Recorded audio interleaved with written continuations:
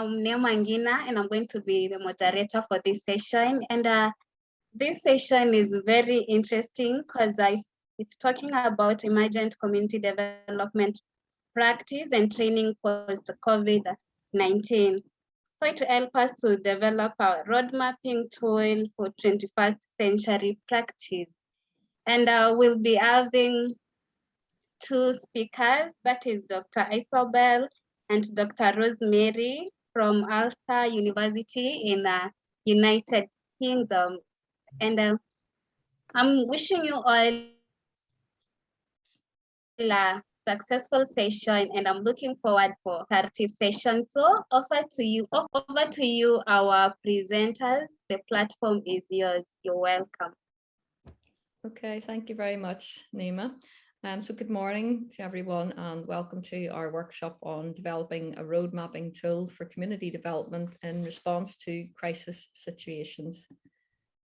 Izzy, can you change? Oh, you want me to change? Okay. I don't think I can, sorry. Okay, so thanks. So in this workshop then, we would like to present some of our preliminary findings from a pilot study that we have carried out with those working in the field of community development over the period of the pandemic. In sharing these findings, we wish to facilitate a discussion on what your experiences have been of community development in your own local context. Our preliminary findings indicate that community development workers have been on the front line of supporting the most marginalized and disadvantaged in their communities. We believe that it is imperative for the field of community development to capture the creativity and innovation which the COVID-19 pandemic has thrust upon us in order to learn from this experience and develop a road mapping tool which can help us respond even better to future crisis situations. So if we look at some of the practice drivers of the research, so a number of practice issues which came to our attention were the primary drivers of this research. First, we began to hear stories of people not involved in community development coming together to help others in their communities. We wanted to explore this upsurge of community spirit and collective action. We were also keen to find out more about the creative interventions from community workers to ensure that the most vulnerable and marginalized in communities were not left isolated and without support. And finally, we wanted to understand if there were any changes in the relationship between statutory agencies who typically fund community projects and the community organizations who carry out the projects. As academic practitioners, however, our research is underpinned by the theoretical value base of our practice. Firstly, we wanted to create a space for critical dialogue to discuss and reflect on these matters. We're doing this in the research through the focus groups and we're holding with community workers. But equally, we would really like to do this today with all of you in this workshop. Our work is therefore underpinned by Freire's notion of critical dialogue, to listen to the narratives and to provide a platform where those voices can be heard, to try and delve deeper into the narrative, to probe and question what was happening and why. Driven by a rejection of the neoliberal agenda, we find the work of people like Henry Giroux and Margaret Ledwith to be inspiring. With regard to Ledwith's assertion that people make critical connections when they link cultural, political, social and economic issues with their everyday life experience. We believe that the pandemic has created the perfect storm in which this can happen. In addition, we view community development work as an emerging profession, and our own UK standards, as well as the IACD international standards for community development, underpin all our teaching and research. In particular, this research seeks to highlight the important and indeed life-saving work that community workers and volunteers have been doing throughout this pandemic. So before we look at the findings of our pilot study, it's important to provide some local context to this study. Northern Ireland is one of the devolved regions of the United Kingdom. However, the territory has been deeply disputed for several hundred years, and in the most recent past, the 30 years of armed struggle for the reunification of Ireland, was brought to an end by a series of political negotiations resulting in the 1998 Good Friday Agreement. Despite 23 years of this tenuous peace agreement, much of Northern Ireland society remains deeply divided, with segregation in housing, schooling, and many sporting and cultural activities. These divisions impact on how community development workers engage with communities, and the ongoing political instability means that community workers are often in a precarious position within the communities that they work.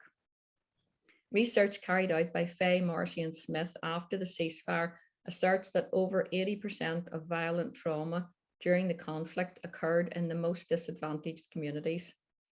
This disadvantage persists today, with the Northern Ireland Statistical Research Agency figures indicating that the most deprived wards across Northern Ireland still being those which experienced the worst effects of the violence. In terms of the impact of COVID-19, the number of deaths here have been relatively small in comparison with other countries. Thank you. Sorry. Figures produced by the Northern Ireland Statistic Research Agency in February this year stated that there have been 2,768 COVID-related deaths in Northern Ireland. However, it is significant to note the mortality rate in 20% of the most deprived wards is over a third higher than in the 20% least deprived wards.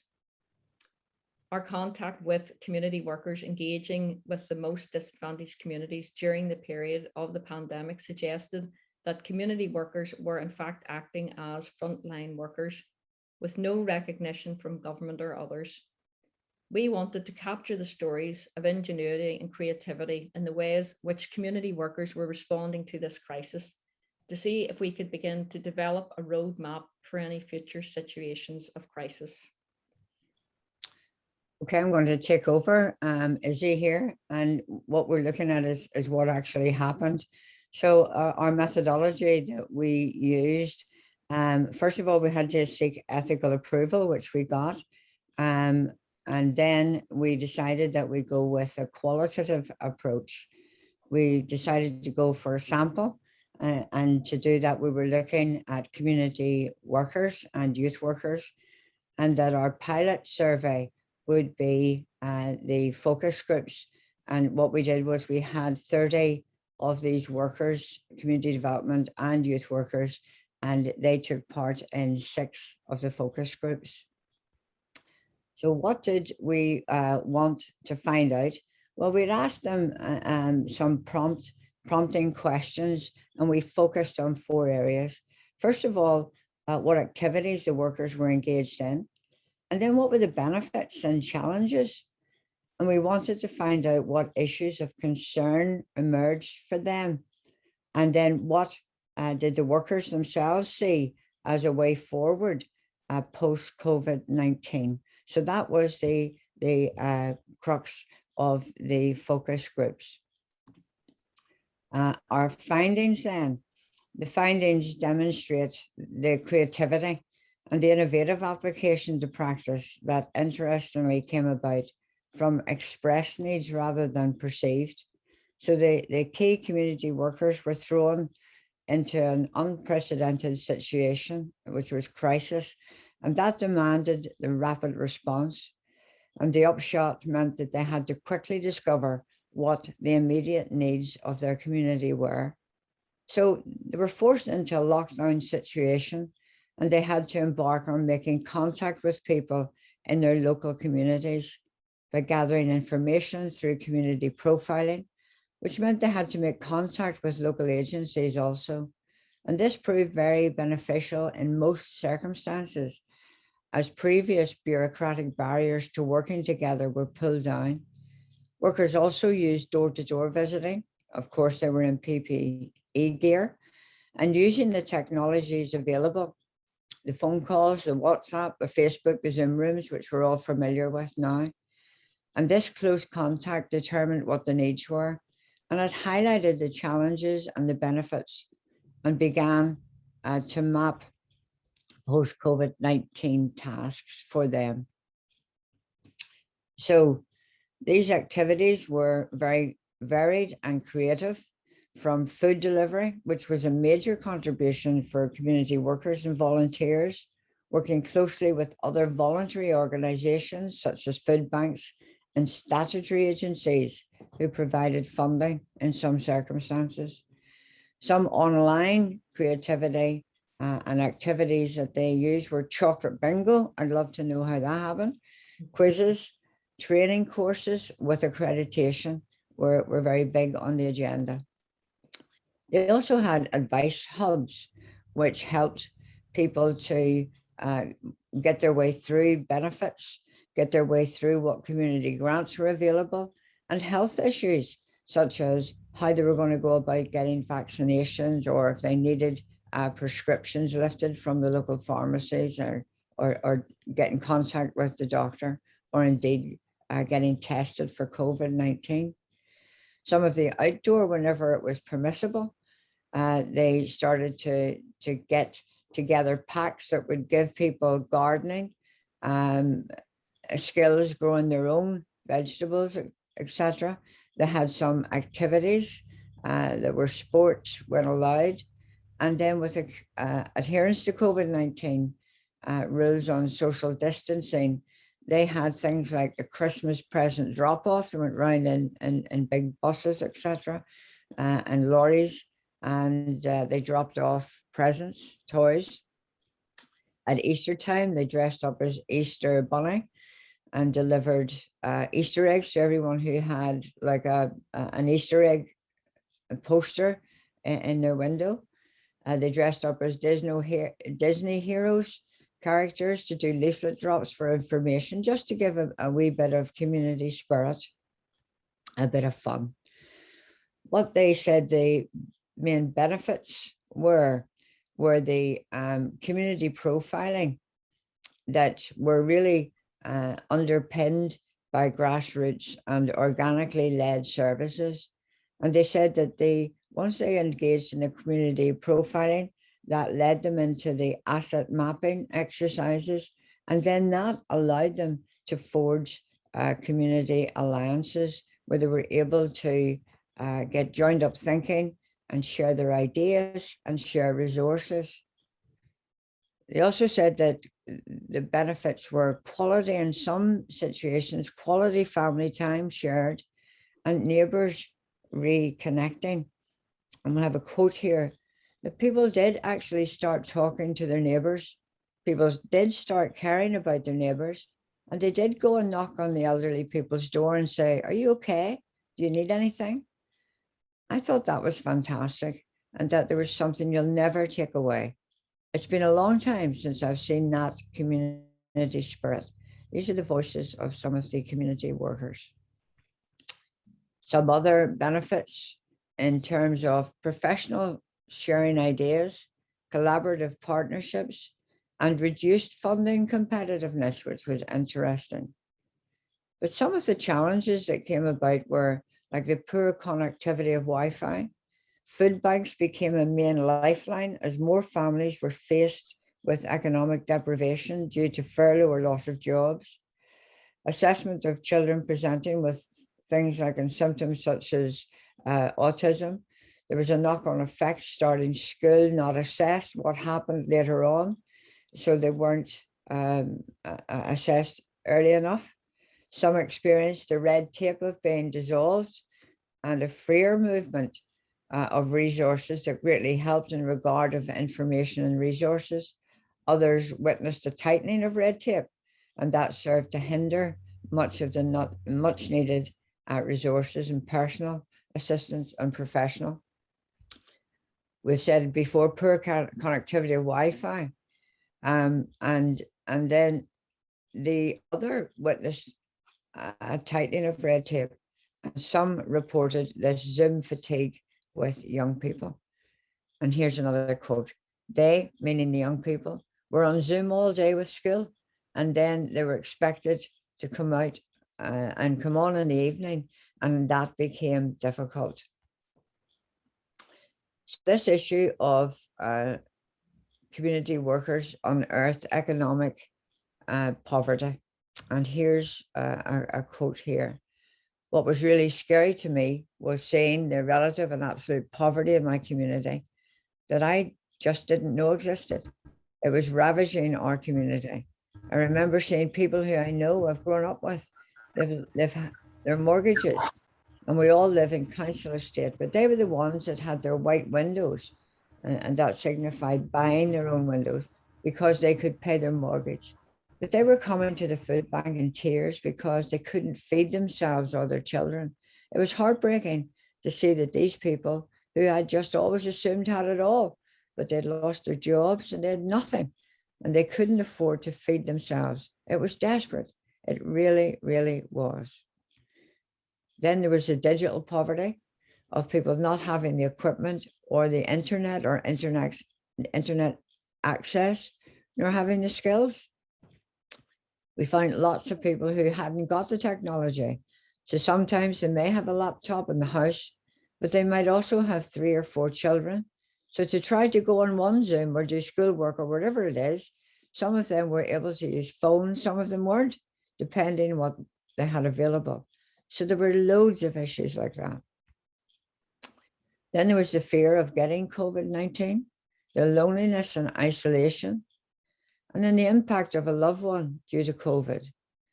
Then there were the family tensions. One worker said that there were 14 in their needs group.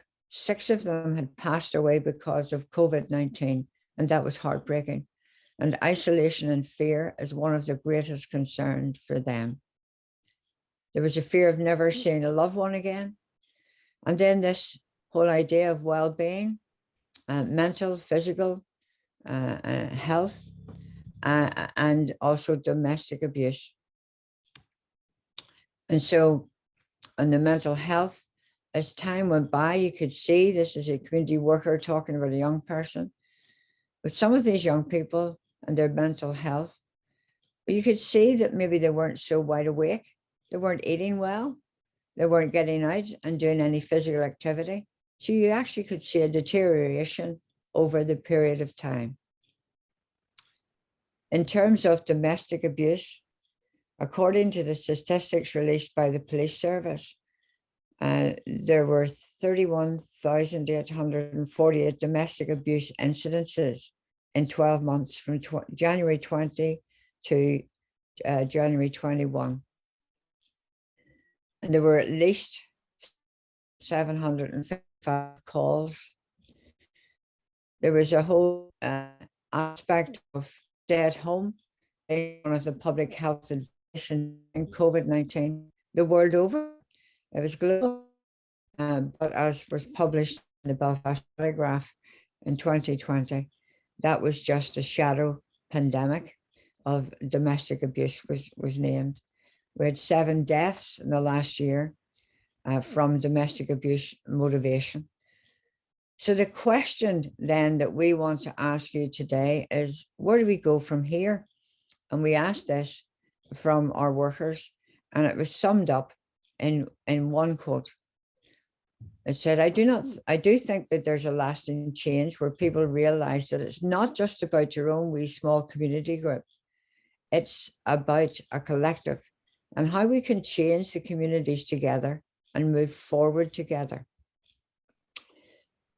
So what we want to do now is to put you into a breakout group or groups, depending on how many we have. And here are the 3 key issues that we'd like to discuss. Have any other creative activities emerged in your community that you're aware of? What are the areas of concern? What are the positives? What are the challenges from your community perspective? And then looking forward, what lessons can community development practices learn from these experiences? Because we really want you to get involved with us. And I'm going to hand over to Rosemary. Maybe if you take a screenshot or a photograph of those 3 questions for discussion, then you can use that for your discussion groups, and then we'll call you back in. Yeah. I'm trying to. Maybe if we take a couple of the points from each of the groups, from the positives, from the first question, what activities, if there's been any other activities, and then go from there. Yeah. Okay, do you want me to go first then? Yeah. Okay, so well, so we had I suppose a couple of the people in the room then were from UK and sort of had similar sort of experiences, although also recognizing, well, more so in England maybe, that there was seemed to be less kind of community spirit and more sort of self-interest. And then Sylvia from Kenya was reflecting then on what she had observed in Kenya, where particularly well, there was a loss of jobs and livelihoods, particularly in urban areas, but that resulted then in some rural, kind of large-scale rural migration, which was actually a plus for the rural areas because there was more manpower, I suppose, and more people working there. And another, but it also kind of put the rural areas under a bit of pressure too. So pluses and minuses. One of the other pluses then was around the hygiene, with hand washing stations being put into a lot of shopping centres and public areas. It meant then on a lot of the, you know, obviously government message around the importance of hand washing and for, you know, community health. That was particular benefit of raising that awareness around hygiene. That was kind of really as far as we got, actually, to be honest, as I say. And there were some people then didn't get a chance to contribute. So well, my group did really well when I wasn't there. that's the problem. Maybe one of the group want to feedback on that first question that you went for about other creative activities. Anyone like to give took it? some notes, and so I could, if everyone's happy with that. Yep, great, super. Okay, so Jennifer and Dundee shared about the excellent coordination that happened, focus on food distribution, but then having health workers and benefits advice, people coming to that same spot, so that when people were coming to access food, they then had access to other services. Sonia shared her experience from Pune in India with a 3D cartoon of Corona, in the way of communicating about social distancing, and it was a very new way of using communication in a crisis, and got a lot of engagement because it was so unusual. And Joelle shared her experiences from Mauritius, really about improving communications and people watching out and helping the more vulnerable people in their communities, particularly neighbourhood watch schemes, changing their role to be a wider support rather than just watching for what they might have watched for before.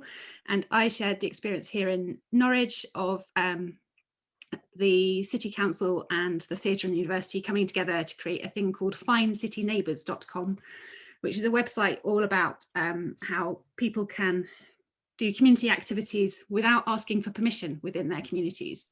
So it's trying to build on the spontaneous things that happened in crisis to help them carry on for a bit longer. That's lovely, thank you very much. And then just following on from that, whenever I came back in again, I think some of the positives and the benefits were recorded as being more connected to the neighborhoods, having spaces to meet. And then again, we heard from Joel or from Sonia in India, who said that they couldn't really reach their families because they had actual barricades, so they couldn't physically, and so it increased the community spirit, particularly of elderly people and young people. One of the things that we talked about there, or people said, but look, how are we going to come out of this? What are the key things to come out of this? And this was a very engaging discussion, because one of the other things that Sonny had said was that people were not savvy on apps, and so therefore they weren't getting the information to get their vaccines, and that was very important as well. Now, one of the key things that are coming out are things like managing all the positives, keeping them going, and getting this strengthening of cohesion and that had occurred, and also this resilience that people have built up, is to harness this resilience. And how do we do that? And then helping people to recover from a very difficult time, repairing relationships, and people who have been isolated pre-COVID-19, getting access to people through Zoom, and all of a sudden that technical networking stops, and they get pushed back into an even worse state of isolation. Some of the things that have damaged us through COVID and damaged a number of people were scams that Jen was talking about. And it's just how do we get out of those, and trying to get forward with creating and helping to sustain this community spirit and moving that forward. Would any of the group like to comment any further? Have I captured what was said at the last two questions, or was there anything else? And indeed, any of you in any of the group, is there anything else that you can think of that you'd like to contribute to this? If you unmute and talk to us. Mm-hmm.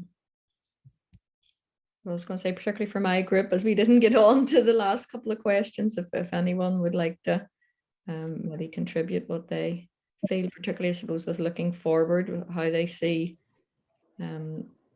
community development work moving forward from this. Can I share something from additionally? Yes, Mike, go ahead. Thank you. Yeah. For those who are not in our group, I'm Mike Blanco from Iloilo City, Philippines. What I can share about is actually this happened just recently, just this year, because of maybe frustrations already of poor help coming from our own government.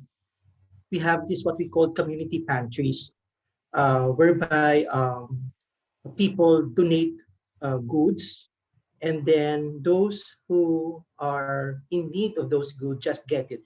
They place those tables along the streets, put their goods there, people lined up, just pick up the goods that they wanted. So these are some evolutions of some good things that happened all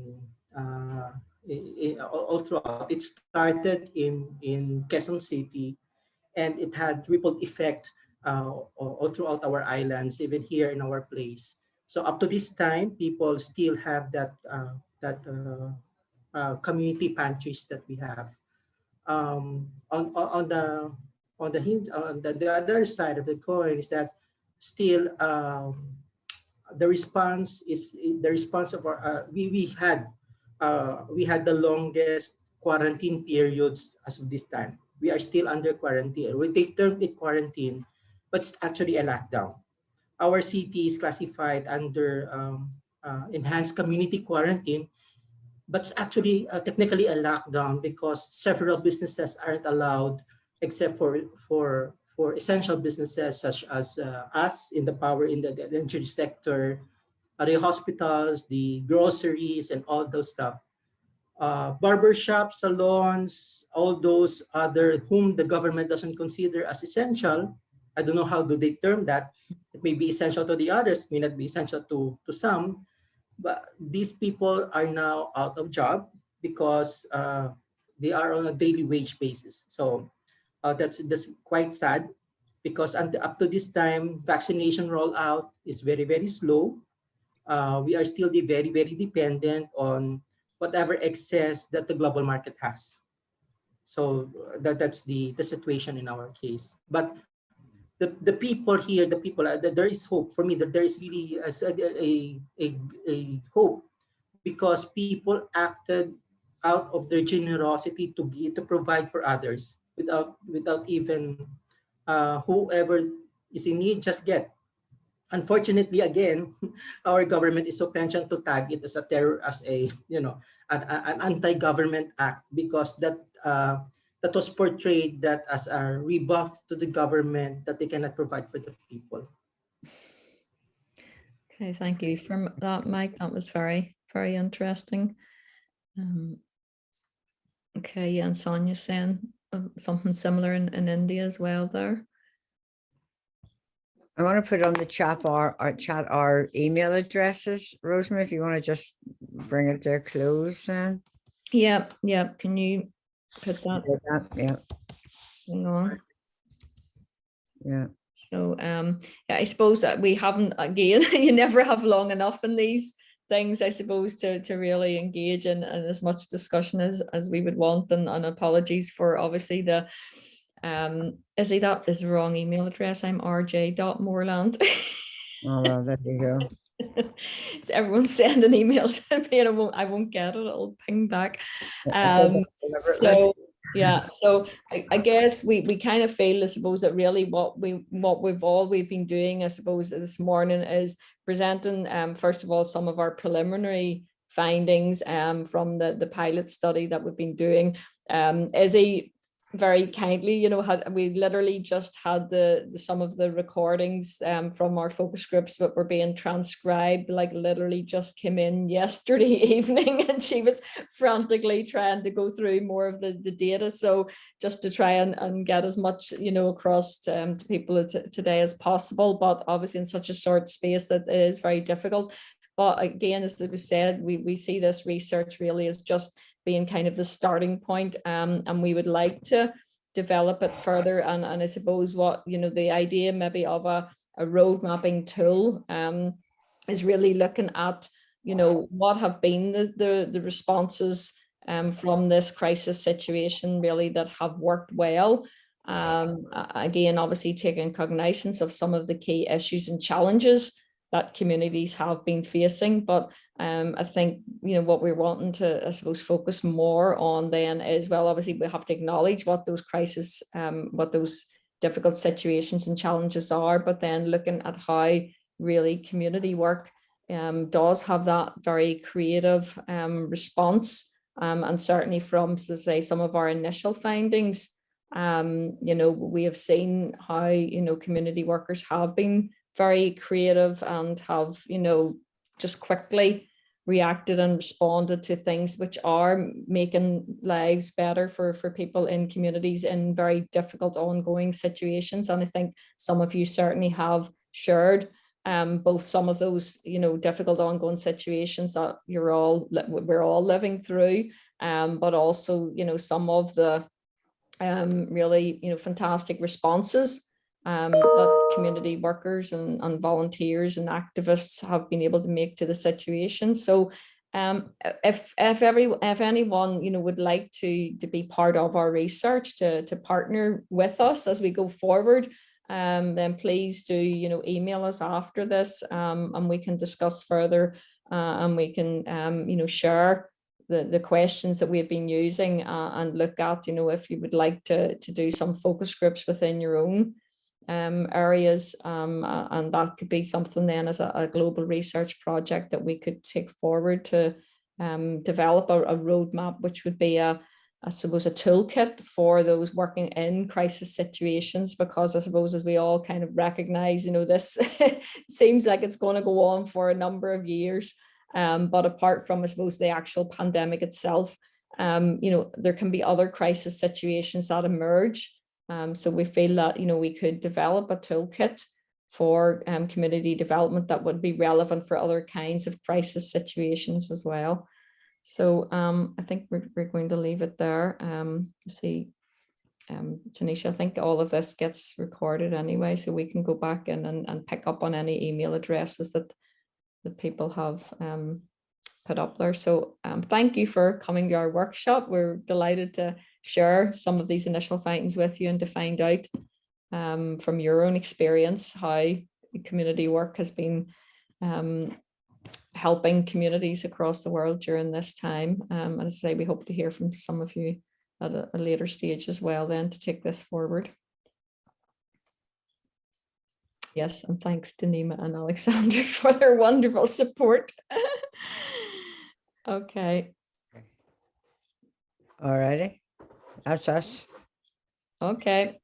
Thanks. Bye. Thank you so much, Rosemary and Icy. See you in the next session, which is starting in the next 30 minutes. Bye. Okay, thank you. Bye.